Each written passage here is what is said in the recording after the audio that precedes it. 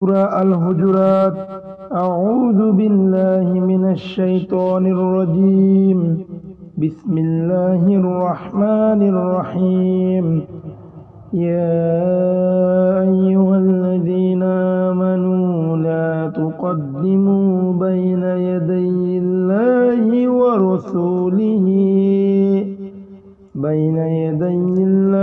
ورسوله واتقوا الله إن الله سميع عليم. يا أيها الذين آمنوا لا ترفعوا أصواتكم فوق صوت النبي ولا تجهروا له بالقول كجهر بعضكم لبعض أن تحبط أعمالكم وأنتم لا تشعرون. إن الذين يغضون أصواتهم عند رسول الله أولئك الذين امتحن الله قلوبهم للتقوى لهم مغفرة وأجر عظيم. إن الذين ينادونك من وراء الحجرات أكثرهم لا يعقلون. ولو أنهم صبروا حتى تخرج إليهم لكان خيرا لهم والله غفور رحيم. يا أيها الذين آمنوا إن جاءكم فاسق بنبأ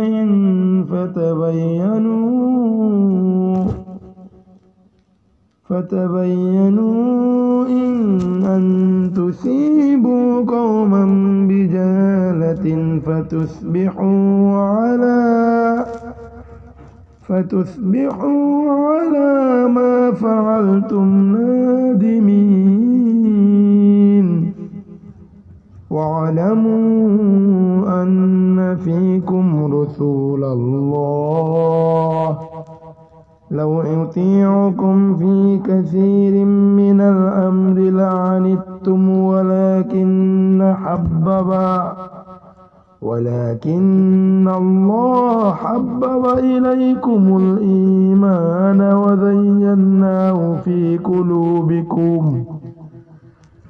قلوبكم وكره إليكم الكفر والفسق والعصيان أولئك هم الراشدون فضلا من الله ونعمة والله عليم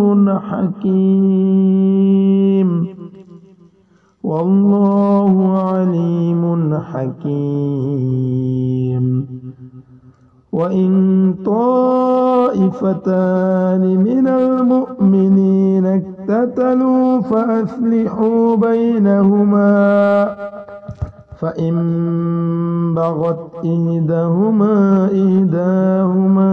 على الأخرى فقاتلوا التي تبغي حتى إلى أمر الله فإن فاءت فأصلحوا بينهما بالعدل وأقسطوا إن الله يحب المقسطين. إنما المؤمنون إخوة فأصلحوا بين أخويكم واتقوا الله لعلكم ترحمون. يا أيها الذين آمنوا لا يسخر قوم من قوم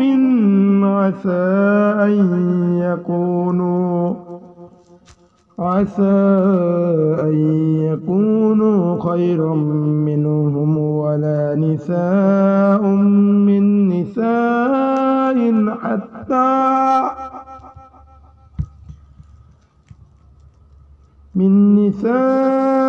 حتى أن يكن خيرا منهن ولا تلمزوا أنفسكم ولا تنابذوا بالألقاب بئس الاسم والفسق بعد الإيمان ومن لم يتب فأولئك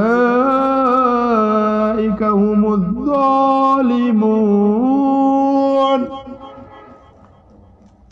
يا أيها الذين آمنوا اجتنبوا كثيرا من الظن إن بعض الظن إثم ولا تجسسوا ولا يغتب بعضكم بعضا أيحب أحدكم أن يأكل لحم أخيه ميتا فكرهتموه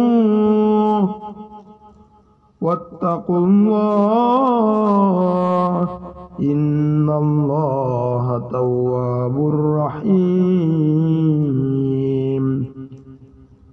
يا أيها الناس إنا خلقناكم من ذكر وأنثى وجعلناكم شعوبا وقبائل لتعارفوا إن أكرمكم عند الله أتقاكم إن الله عليم خبير قالت الأعراب آمنا قل لم تؤمنوا ولكن قولوا أسلمنا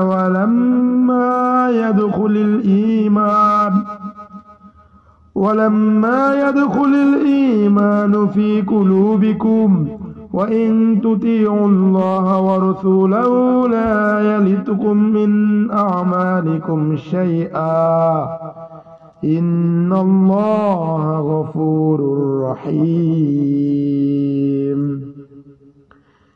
إنما المؤمنون الذين آمنوا بالله ورسوله ثم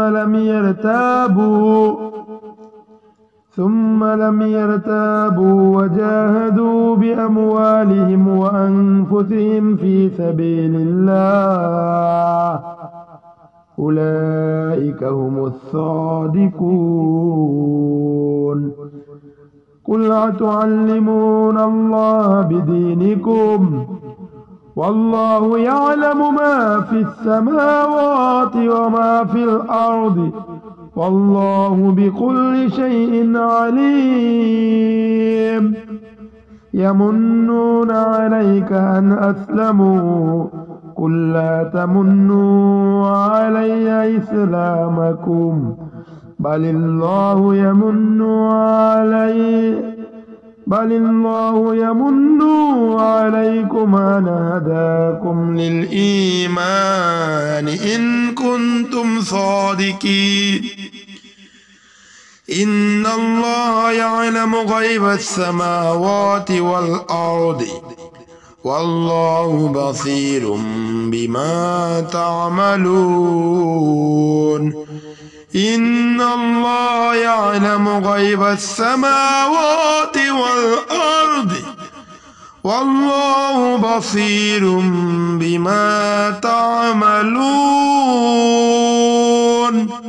صدق الله العظيم আল্লাহ নবমণ্ডল ও ভূমণ্ডলের অদৃশ্য বিষয় জানেন তোমরা যা করো আল্লাহ তা দেখেন আল্লাহ রাব্বুল আলামিন সূরা আল হুজরাতে বলেন, আমরা শুধু অনুবাদটা দেখিনি, তিনি বলেন, হে মুমিনগণ, তোমরা আল্লাহর আর রাসূলের সামনে অগ্রগামী হইও না, আল্লাহকেই ভয় করো, নিশ্চয় আল্লাহ সবকিছু শুনেন ও জানেন। হে মুমিনগণ, তোমরা নবীর কণ্ঠস্বরের উপর তোমাদের কণ্ঠস্বর উঁচু করো না, এবং তোমরা একে অপরের সাথে যেরূপ উচ্চস্বরে কথা বলো সেইরূপ উচ্চস্বরেও কথা বলো না, এতে তোমাদের কর্মসমূহ নিষ্ফল হয়ে যাবে, যা তোমরা টেরও পাবে না। আরো বলা হচ্ছে, যারা আল্লাহ রাসূলের সামনে নিজেদের কণ্ঠস্বর নিচু করে, আল্লাহ তাদের অন্তরকে শিষ্টাচারের জন্য সংশোধিত করেছেন, তাদের জন্য রয়েছে ক্ষমা ও মহা পুরস্কার। যারা প্রাচীরের আড়াল থেকে আপনাকে উঁচু স্বরে ডাকে, তাদের অধিকাংশই অবুঝ। যদি তারা আপনার বের হয়ে তাদের কাছে আসা পর্যন্ত সবর করত, তবে তাই তাদের জন্য মঙ্গলজনক হতো। আল্লাহ ক্ষমাশীল, পরম দয়ালু। বলা হচ্ছে, মুমিনগণ, যদি কোনো পাপাচারী ব্যক্তি তোমাদের কাছে কোনো খবর সংবাদ আনয়ন করে, তবে তোমরা পরীক্ষা করে দেখবে যাতে অজ্ঞতাবশত তোমরা কোনো সম্প্রদায়ের ক্ষতি সাধন না করো এবং নিজেদের কৃতকর্মের জন্য অনুতপ্ত না হও। তোমরা জেনে রাখো, তোমাদের মধ্যে আল্লাহ রাসূল রয়েছেন, তিনি যদি অনেক বিষয়ে তোমাদের আবদার মেনে নেন তবে তোমরাই কষ্ট পাবে, কিন্তু আল্লাহ তোমাদের অন্তরে ঈমানের মহব্বত সৃষ্টি করে দিয়েছেন এবং তার হৃদয় গ্রাহী করে দিয়েছেন। পক্ষান্তরে কুফর, পাপাচার ও নাফরমানির প্রতি ঘৃণা সৃষ্টি করে দিয়েছেন। তারাই সৎপথ অবলম্বনকারী। এটা আল্লাহর কৃপা ও নিয়ামত, আর আল্লাহ সর্বজ্ঞ প্রজ্ঞাময়। যদি মুমিনদের দুই দল যুদ্ধে লিপ্ত হয়, তবে তোমরা তাদের মধ্যে মীমাংসা করে দিবে। অতঃপর যদি তাদের এক দল অপর দলের উপর চড়াও হয়, তবে তোমরা আক্রমণকারী দলের বিরুদ্ধে যুদ্ধ করবে, যে পর্যন্ত না তারা আল্লাহর নির্দেশের দিকে ফিরে আসে। যদি ফিরে আসে, তবে তোমরা তাদের মধ্যে ন্যায়িক পন্থায় মীমাংসা করে দিবে, ইনসাফ করবে। নিশ্চয় আল্লাহ ইনসাফকারীদেরকে পছন্দ করেন।